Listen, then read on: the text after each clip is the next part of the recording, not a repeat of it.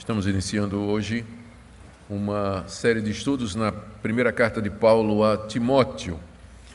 E nós iremos abrir a série com uma exposição das questões introdutórias referentes à carta.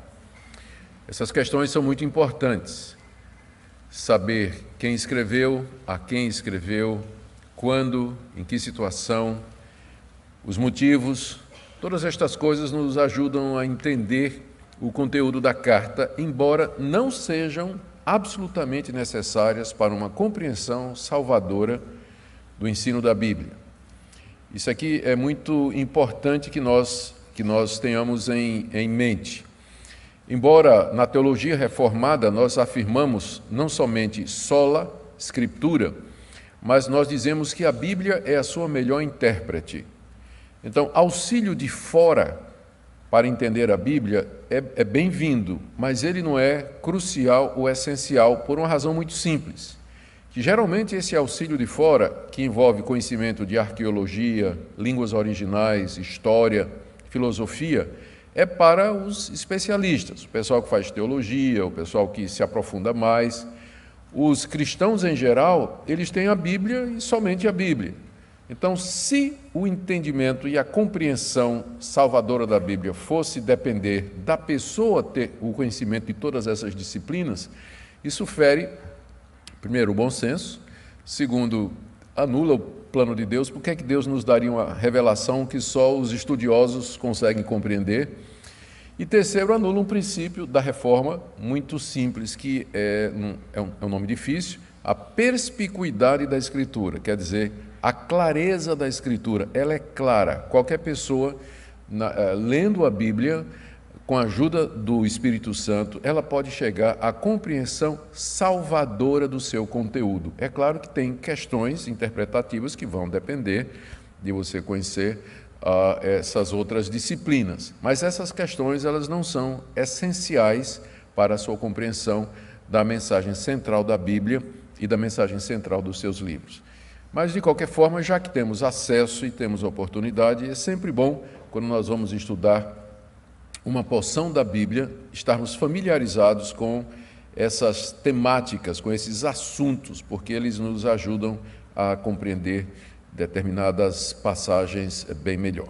Então, hoje o que nós vamos fazer é tentar ambientar a carta que Paulo escreve a Timóteo com algumas das questões introdutórias. Vamos ficar só com os versos 1 e 2, que são o prefácio e saudação, e a partir desses dois versículos nós vamos procurar explicar essas questões maiores que nós já nos referimos aqui. Paulo, apóstolo de Cristo Jesus, pelo mandato de Deus, nosso Salvador, e de Cristo Jesus, nossa esperança. A Timóteo, verdadeiro filho na fé, graça, misericórdia e paz da parte de Deus Pai e de Cristo Jesus, nosso Senhor. Até aqui, irmãos, vamos orar mais uma vez. Pai querido, te damos graças por mais uma carta do apóstolo Paulo, escrita tanto tempo atrás e que nos traz tantos ensinamentos preciosos. Nós pedimos que o Senhor nos ajude na compreensão dela e que essa série de estudos que hoje começamos seja usada pelo Senhor para nosso crescimento, para que te sirvamos melhor, para a nossa alegria e para a glória do teu nome. É o que nós pedimos em nome de Jesus. Amém. Meus irmãos, o autor da carta se apresenta como sendo Paulo, apóstolo de Jesus Cristo. Está logo aí no verso 1. A cristandade em geral sempre recebeu essa carta como sendo escrita por aquele Paulo que aparece no livro de Atos, como tendo sido um fariseu zeloso, perseguidor dos cristãos, sincero, julgando inclusive que estava fazendo um favor a Deus, perseguindo e destruindo a igreja cristã. É esse Paulo que se converte no caminho de Damasco, mediante uma aparição do Cristo ressurreto, e se torna o maior pregador do Evangelho no século I. Porém, isso nem sempre, nos últimos 200 anos, essa posição ela tem sido muito questionada. Até 200 anos atrás, ninguém duvidava que o apóstolo Paulo escreveu essa carta. Mas de 200 anos para cá, com o surgimento da crítica literária bíblica, a crítica liberal, o método histórico crítico, alguns estudiosos começaram a questionar se Paulo, de fato, é o autor dessa carta. Primeiro, porque o estilo não parece ser muito do apóstolo Paulo.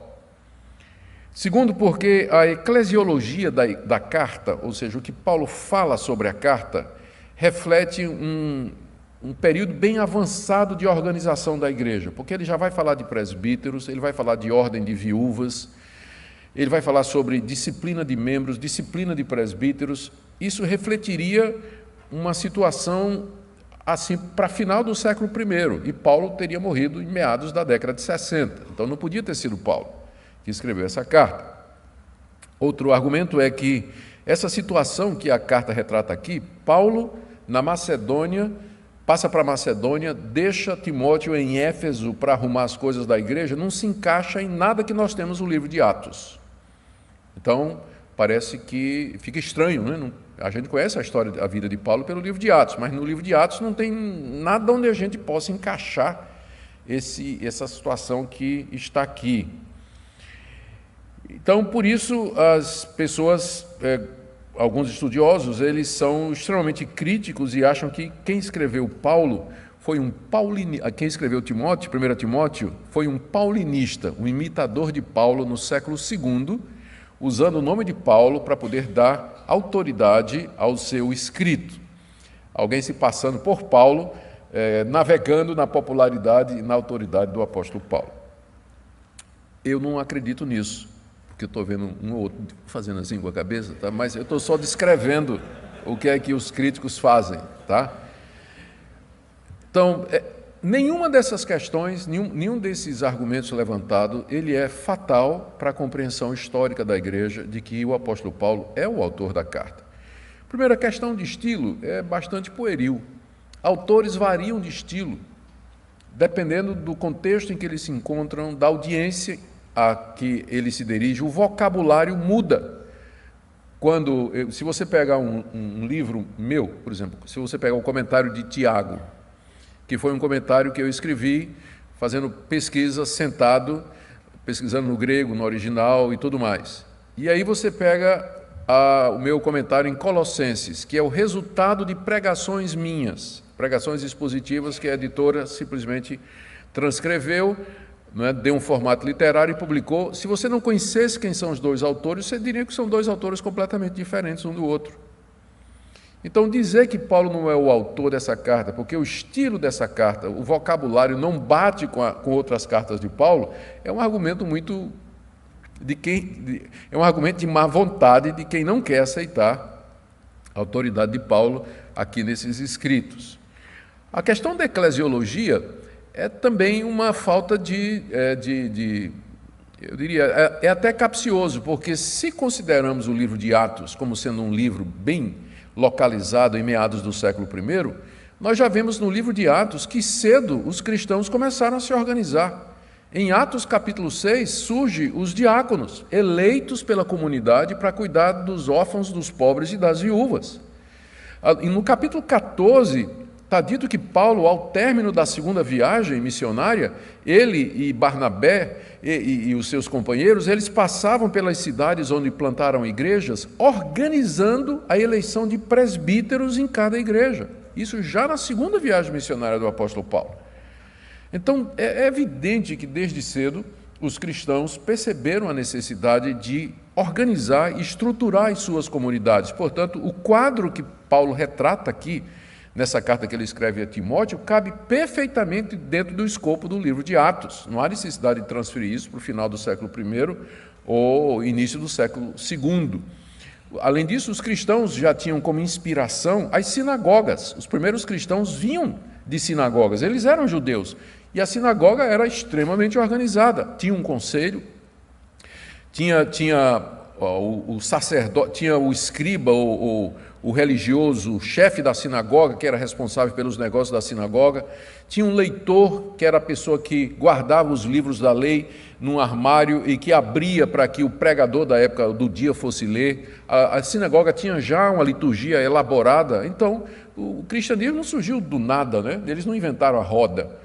Então, toda essa estrutura que os cristãos apresentam no livro de Atos foi tomada emprestado, quer seja da sinagoga, quer seja do serviço no templo. Então, não há nenhuma dificuldade em aceitar que os cristãos cedo já eram bem organizados. Quem às vezes questiona isso é o pessoal que tem essa visão romântica de que os primeiros cristãos assim se reuniam informalmente nas casas, que não tinha assim nenhuma relação de autoridade, não tinha ninguém a quem eles prestavam contas, ninguém que pastoreasse, que disciplinasse, ministrasse os sacramentos ou pregasse a palavra. É uma visão distorcida da Escritura. Muito cedo a Igreja de Cristo se organizou e se estruturou. Então, o que Paulo está refletindo aqui cabe perfeitamente dentro do período de vida do apóstolo Paulo. E o fato de que, realmente, no livro de Atos, nós não temos nenhum momento que possa encaixar isso aqui, isso, por outro lado, não significa absolutamente nada, porque o livro de Atos, ele não é uma biografia. O livro de Atos se propõe a contar os fatos relevantes para o tema do autor. Lucas, que é o autor do livro de Atos, se propõe a contar de que maneira os primeiros discípulos cumpriram a ordem de Jesus de pregar o Evangelho até os confins da terra. Até o nome Atos dos Apóstolos é equivocado, porque, na verdade, ele só fala de 2 apóstolos. Ele só fala das viagens missionárias de 2 apóstolos, que é Pedro e depois Paulo. Dos outros 11, só João é mencionado, com exceção da eleição de Matias no início do livro de Atos, no capítulo 1. Mas o livro de Atos narra, primeiro, como Pedro abriu a porta do Evangelho para os gentios, e segundo, como Paulo entrou por essa porta e pregou o Evangelho no mundo todo. Então, Lucas não está dando uma biografia detalhada dos primeiros anos da igreja primitiva, e muito menos das viagens do apóstolo Paulo, das quais muitas vezes ele menciona apenas dizendo, saiu daqui, foi para ali, passou um tempo, foi pregar em tal lugar, e a gente não sabe o que aconteceu naquelas cidades onde são mencionados, ou aquele tempo que são mencionados apenas de passagem. Então, não é argumento dizer que 1 Timóteo não encaixa em nada que a gente conhece de Atos, porque o livro de Atos não pretende ser exaustivo da história da igreja cristã primitiva, apostólica. Há muitas lacunas, há muito espaço onde Lucas não diz absolutamente nada e onde Paulo poderia ter feito não só isso, mas muitas outras coisas, não é? Que nós não temos ideia. Então, em conclusão, nós não temos nenhuma razão para abandonar a posição histórica conservadora de que o apóstolo Paulo é, de fato, o autor dessa carta destinada a Timóteo. Paulo aqui diz 2 coisas sobre si mesmo, que nós já estamos acostumados a ouvir da parte dele. Primeiro, ele se apresenta como apóstolo de Jesus Cristo. Ainda que ele esteja escrevendo para Timóteo, seu filho na fé, que o conhecia muito bem, alguns acham que essa formalidade de Paulo no início da carta é que, embora essa carta tenha sido endereçada a Timóteo, ela era para ser lida lá em Éfeso, na igreja de Éfeso, onde Timóteo estava ministrando. Então, Timóteo tinha que chegar na igreja de Éfeso e dizer, aqui estão as instruções que o apóstolo Paulo me deu, e é dessa forma que nós vamos conduzir a igreja. É por isso que Paulo se apresenta de maneira mais formal numa carta que parece dispensar isso. Se ele está escrevendo para Timóteo, seu filho na fé, qual a necessidade dele dizer, Paulo, apóstolo de Jesus Cristo? Claro, Timóteo sabia disso, mas é que aquela carta iria ser lida na igreja de Éfeso, e era a base da autoridade de Timóteo para ele poder fazer as mudanças e introduzir as atividades que o apóstolo Paulo recomenda aqui que ele faça. Então, por isso que ele se apresenta com o seu título completo. Ele é apóstolo de Jesus Cristo. Ele foi nomeado por Jesus Cristo como seu representante, recebeu o dom da inspiração divina no escrever para registrar a palavra de Deus, foi chamado para lançar o fundamento da igreja, ele é testemunha da ressurreição e foi chamado pessoalmente por Jesus Cristo no caminho de Damasco. Estes são os elementos que faziam um apóstolo. E Paulo, então, se apresenta como sendo um deles. E ele acrescenta, pelo mandato de Deus, nosso Salvador. Quando Paulo faz isso, é porque, às vezes, existia questionamento sobre a origem do apostolado dele. Ele está simplesmente com isso dizendo, não fui eu que me coloquei nessa posição, foi Deus que me colocou aqui. E também eu não sou apóstolo por mão de homem nenhum. Ninguém me ungiu e me consagrou apóstolo para eu ser o apóstolo. O meu apostolado é direto de Deus e do nosso Senhor e Salvador Jesus Cristo. Ele se refere a Deus como nosso Salvador, porque Deus não somente é o autor do plano da redenção, mas é também aquele que executa esse plano, e se refere a Jesus como nossa esperança, exatamente porque nesse plano de Deus Pai, a salvação se baseia na obra completa de Cristo, suficiente e final de Cristo na cruz do Calvário e na sua ressurreição. Por isso que Deus Pai é o nosso Salvador e Jesus Cristo é a nossa esperança, porque é nele que eu deposito a minha esperança, esperança certa de que Deus, o Salvador, haverá de me salvar conforme o seu desejo. Depois em seguida, ele declara a quem a carta é escrita, a Timóteo, verdadeiro filho na fé. E ele faz o voto, graça, misericórdia e paz da parte de Deus Pai e de Cristo Jesus, nosso Senhor, que é uma saudação costumeira naquela época. Geralmente os gregos se saudavam com graça e os judeus com shalom, paz. E os cristãos juntaram esses dois e ainda acrescentaram misericórdia. São três coisas que todo mundo precisa, não é? Nós precisamos da graça de Deus, nós precisamos da sua misericórdia e precisamos da sua paz. Timóteo, em particular, diante da grande tarefa que Paulo vai dar a ele aqui nessa carta, de conduzir os assuntos da igreja de Éfeso. Timóteo, ele aparece pela primeira vez na vida de Paulo no livro de Atos, capítulo 16, de 1 a 5. Timóteo era filho de uma senhora judia que havia se convertido a Cristo, mas o pai era grego. E não somente a mãe de Timóteo era crente, mas a avó de quando eu disser Tiago é Timóteo, tá? E a avó de Timóteo também era crente. Então, Timóteo já era crente de terceira geração. A avó Lóide, depois a mãe Eunice e agora Timóteo. E Paulo o conhece passando lá em Listra, a cidade onde ele morava, e resolve levá-lo consigo. E ele então se torna colaborador de Paulo na segunda viagem missionária. O episódio que marca essa participação de Timóteo é o fato de que Paulo o circuncidou. Claro, para o apóstolo Paulo, a circuncisão não tinha mais nenhum valor religioso, mas continuava sendo o identificador cultural da raça judaica. Timóteo era filho de uma mulher judia e eles iam pregar o evangelho em regiões onde tinham muitos judeus. Então, poder-se-ia questionar por que Timóteo não era circuncidado, uma vez que ele era judeu. Paulo não tinha problema com esses marcadores raciais de identidade étnica, como no caso seria a circuncisão. Então ele circuncida Timóteo e leva Timóteo, que passa a ser o colaborador mais próximo do apóstolo Paulo, que aqui o chama de verdadeiro filho na fé. Porque Paulo teve outros colaboradores que o traíram, outros colaboradores, filhos na fé, que o traíram, mas Timóteo sempre foi leal e vai ser leal até o fim da vida do apóstolo Paulo. Quando ele chama de filho na fé, não é que ele foi instrumento da sua conversão, porque provavelmente ele se converte através de sua mãe Eunice e de sua avó Lóide.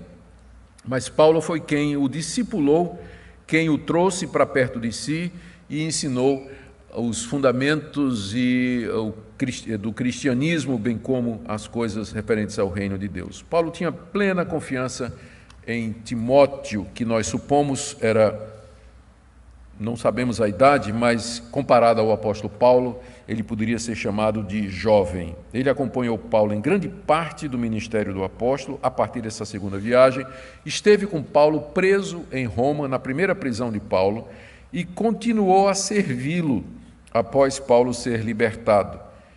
E foi a ele que Paulo escreveu a sua última carta. A segunda Timóteo foi escrita algum tempo depois. Paulo estava preso pela segunda vez e daquela prisão Paulo não sairia, a não ser para a Via Ápia, onde ele foi degolado por ordem do imperador Nero. Essa carta, então, se estes fatos estão corretos, e pensamos que sim, ela foi escrita depois da primeira prisão de Paulo em Roma, conforme Atos 28 nos conta, e isso então ocorre entre os anos 62 e 64 depois de Cristo. Paulo estava na Macedônia, como ele diz no verso 3, quando eu estava de viagem rumo à Macedônia, então significa que Paulo tinha chegado e ele está escrevendo a carta. Paulo estava na Macedônia e havia deixado Timóteo na igreja de Éfeso para cuidar da igreja. Paulo mesmo estava planejando fazer uma visita à igreja, mas em caso dele demorar-se, ele queria que Timóteo já começasse a colocar as coisas em ordem, como diz o capítulo 3, verso 15, começando no verso 14. Escrevo-te estas coisas, Timóteo, esperando ir ver-te em breve, para que, se eu tardar, fique ciente de como deve proceder na casa de Deus, que é a igreja do Deus vivo, coluna e baluarte da verdade. Então, é esse o contexto. Paulo e Timóteo estavam juntos a caminho da Macedônia. Paulo pensava passar em Éfeso. Assuntos urgentes na Macedônia o esperavam. Então ele diz: Timóteo, vai para Éfeso e coloca as coisas em ordem na igreja. Quando Paulo chega em Macedônia, sente que vai demorar mais do que deveria, ou do que queria, então escreve essa carta para Timóteo, dizendo: Timóteo, pode ser que eu demore. Então, enquanto eu não chego, está aqui o que é que você vai fazer. Você vai cuidar dessas situações aqui. Então, é nesse contexto que surge a carta a Timóteo. Em linhas gerais, a tarefa de Timóteo não era fácil. Ele tinha que combater uma heresia que estava entrando nas igrejas de Éfeso, ou seja, ele tinha que fazer o papel de um apologeta, enfrentar os falsos mestres que já estavam dentro das igrejas ensinando o que não devia. Ele devia preparar uma boa liderança na igreja, organizar a eleição de líderes que pudessem combater aqueles falsos mestres. Ele deveria instruir todas as classes de membros das igrejas de Éfeso, os jovens, as jovens, as mulheres, os homens, os idosos, as viúvas, todas essas pessoas. Paulo passa instruções a Timóteo dizendo: você instrui essas pessoas dessa maneira, dessa maneira, dessa maneira. Então, essa foi a missão que o jovem aprendiz, não é? Aliás, não era aprendiz, nessa altura ele já estava bem escolado, não é? Ele já estava bem escolado. Essa é a missão que esse jovem cooperador de Paulo recebe na igreja de Éfeso, que tinha sido organizada pelo próprio apóstolo Paulo alguns anos antes. A fundação da igreja está narrada no livro de Atos, capítulo 19. É interessante que pouco tempo depois de Paulo ter fundado a igreja de Éfeso, ele marcou um encontro com os presbíteros de Éfeso, numa cidade chamada Mileto, que era próxima, era na praia, na verdade, era Recife e Olinda, né? Mileto e Éfeso. Então, ele se encontrou com os presbíteros lá em Mileto, eles vieram, os presbíteros de Éfeso, e Paulo faz um discurso memorável, que está registrado no capítulo 20 de Atos, onde diz aos presbíteros de Éfeso: eu sei que depois da minha partida surgirão no meio de vocês lobos vorazes, falsos profetas, homens levados por intenções ruins que vão desviar muitos dos discípulos do caminho da verdade. Alguns anos mais tarde, Paulo escreve a carta aos Efésios. A carta aos Efésios, conforme nós temos aqui no cânon. Isso aí foi durante o tempo da prisão dele, quando ele fala do seu apostolado, fala dos ofícios que Deus deu à igreja para guiar a igreja. E agora escreve essa carta a Timóteo, dizendo a Timóteo: cuida da igreja de Éfeso, que eu plantei, a igreja a quem eu escrevi uma carta, igreja com quem eu falei, discursei aos presbíteros e assim por diante. E por último, curiosamente, na carta que Jesus mandou para a igreja de Éfeso, através do apóstolo João, que está lá em Apocalipse capítulo 2, Jesus menciona. Primeiro, ele critica a igreja de Éfeso, porque era uma igreja que tinha perdido o primeiro amor, mas reconhece que a igreja de Éfeso era uma igreja ortodoxa, porque ela testou os falsos apóstolos e viu que eles não eram apóstolos e os rejeitou, e não os aceitou. Quem sabe isso aqui já não teria sido influência do trabalho de Timóteo, né, na igreja de Éfeso, combatendo essas heresias que estavam ali infiltradas. Essa heresia de Éfeso, nós vamos ouvir falar muito dela. Esses falsos profetas que estão em todo lugar, não tem praticamente nenhuma carta do Novo Testamento que a gente não abra que não encontre essa briga com falso profeta, né? Ou praga, falso profeta, né? Em todo lugar. Então, aqui também, né, Timóteo tinha que combater o que parecia ser uma heresia extremamente perniciosa. Nós vamos encontrar traços e traços aqui na carta desse falso ensinamento. Eles se ocupavam com trivialidades, aqui mesmo no capítulo 1, já a partir do verso 3, depois de dizer que tinha viajado para Macedônia e que estava a caminho de Macedônia, Paulo diz: eu te roguei tu permanecesses em Éfeso para admoestar a certas pessoas a que não ensinem outra doutrina. Então tinha gente ensinando outra doutrina. O que era outra doutrina? Era uma doutrina diferente da doutrina do apóstolo Paulo, que é a doutrina de Cristo. Então já tinha gente nessa época ensinando outra doutrina. E Paulo diz a Timóteo: você tem que admoestar essas pessoas, elas não podem ensinar outra doutrina. Né? Então, Paulo não tinha absolutamente nada a ver com o politicamente correto. Respeito sua opinião, irmão. Né? Respeito. Cada um entende do jeito que quiser, cada um pensa do jeito que quiser, vamos estar juntos, afinal o que vale é o amor. Que nada, diz o apóstolo Paulo. Timóteo diz para essa turma: não é para ensinar doutrina diferente, não. Só existe uma verdade. Só existe uma verdade. Então, essa é a tarefa que Timóteo tinha que fazer. As demais tarefas, elas vão ficar claras à medida que a gente prossegue. Mas, no geral, Paulo escreve essa carta, primeiro, para que Timóteo ficasse firme. Veja o que diz o capítulo 1, verso 18. Esse é o dever que te encarrego, ó filho Timóteo, segundo as profecias de que antecipadamente fostes objeto. Combate firmado nelas o bom combate, mantendo a fé e a boa consciência, porque alguns, tendo rejeitado a boa consciência, vieram a naufragar na fé. Palavra de encorajamento a Timóteo. Essa carta era para isso, encorajar Timóteo a ficar firme. O trabalho que ele tinha diante dele era um trabalho penoso, difícil.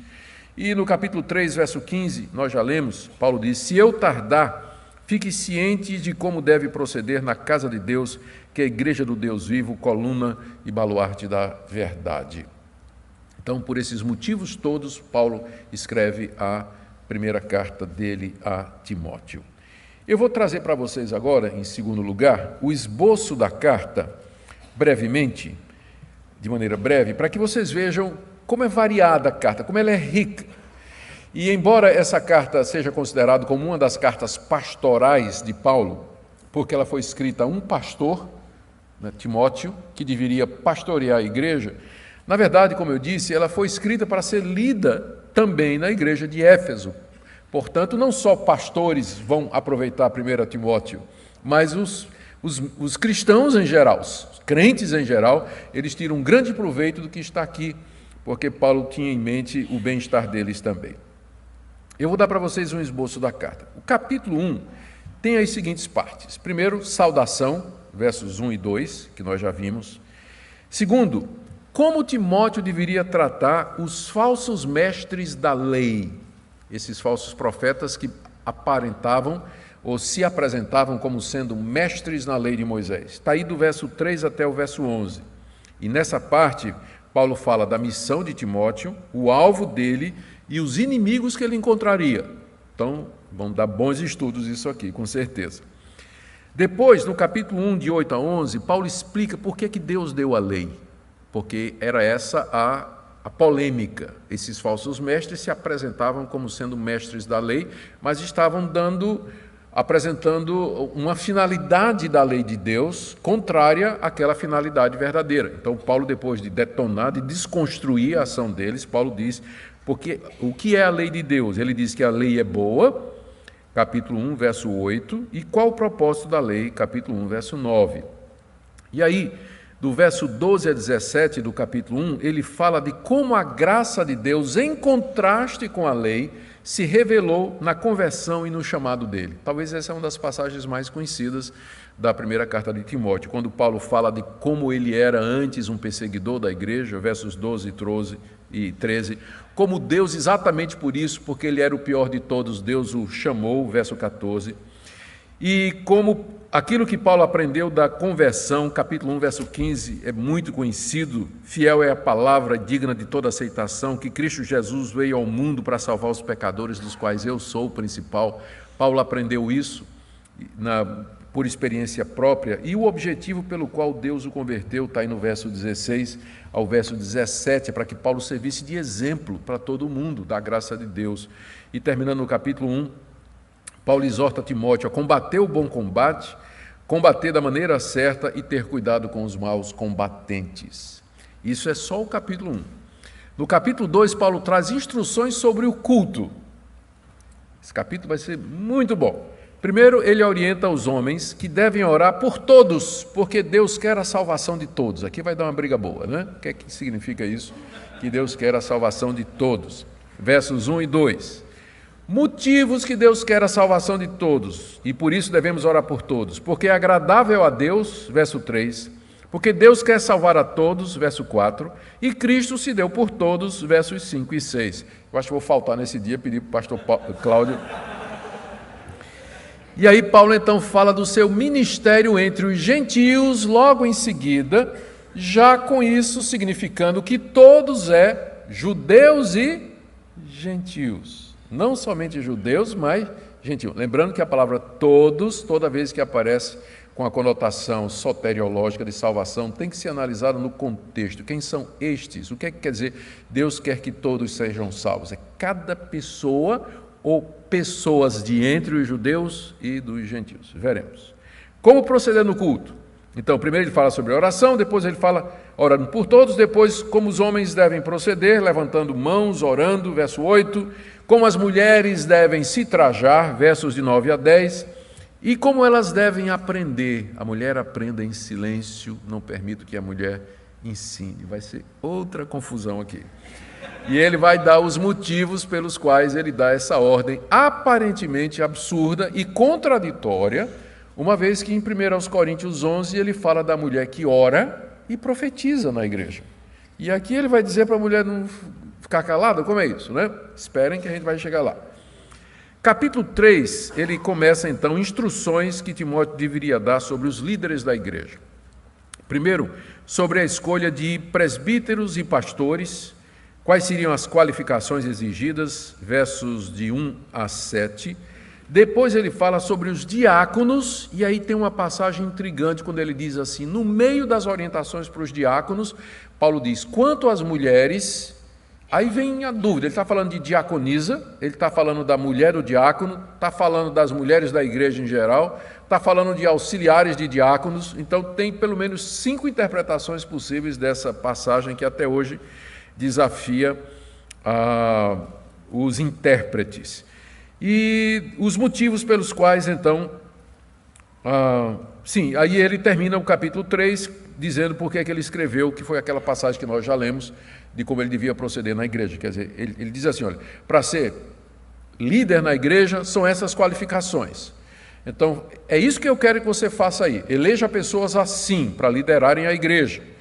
Porque é assim que se deve comportar na casa de Deus. Aí ele entra no capítulo 4, ainda falando sobre a liderança.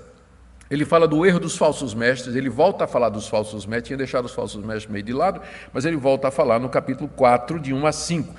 Essa passagem vocês conhecem bem, né? Ele diz, o Espírito afirma expressamente que nos últimos tempos alguns apostatarão da fé por obedecer a espíritos enganadores, ensino de demônios, é uma das passagens mais conhecidas de 1 Timóteo.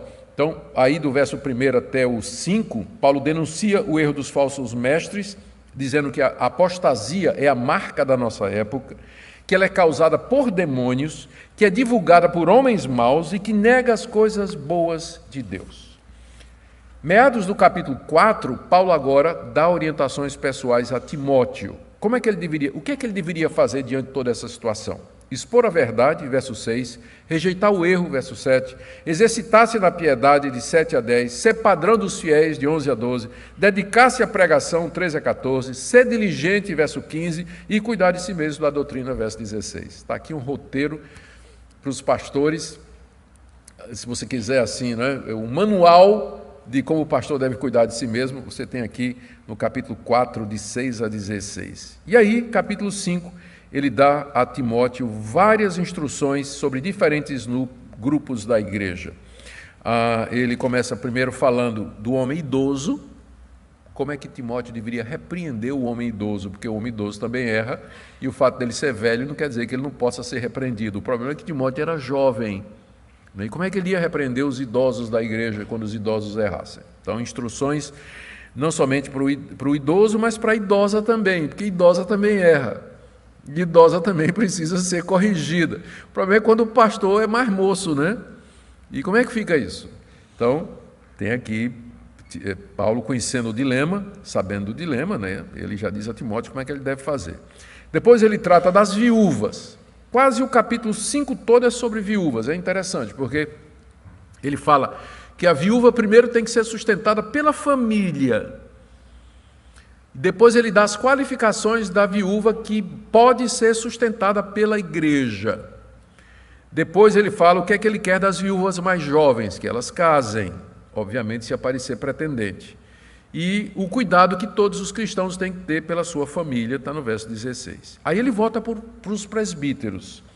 Ele fala sobre o sustento dos presbíteros, como apresentar denúncia contra os presbíteros quando eles estiverem errados, como eles devem ser consagrados para presbíteros, 21 a 22, e aí um parêntese sobre a saúde de Timóteo. É curioso, porque no meio de orientações sobre os presbíteros, denúncia de presbítero, disciplina de presbítero, consagração de presbítero, Paulo parece preocupado com a saúde de Timóteo e diz assim, olha, toma um pouquinho de vinho com água por conta do teu estômago e das tuas frequentes enfermidades. Aí é úlcera, né? Porque se tem um assunto que dá úlcera em pastor, é presbítero. Conselho da igreja, né? Então, por isso, sabendo disso, é que Paulo, quando vai falar dos presbíteros, ele diz, olha, não é? Por conta do teu estômago, das frequentes enfermidades, toma uma sangriazinha que vai fazer bem. É uma sangria, viu? Mas é com água, você viu aqui, não é? É com água, um pouco de água com vinho, né? Para poder melhorar o estômago. Tá certo? Então, ele faz um parênteses sobre a saúde de Timóteo e fala dos cuidados quanto à ordenação de oficiais. Capítulo 6, que é o final, ele continua falando sobre, ele fala agora para os escravos, como é que os escravos cristãos deveriam se comportar.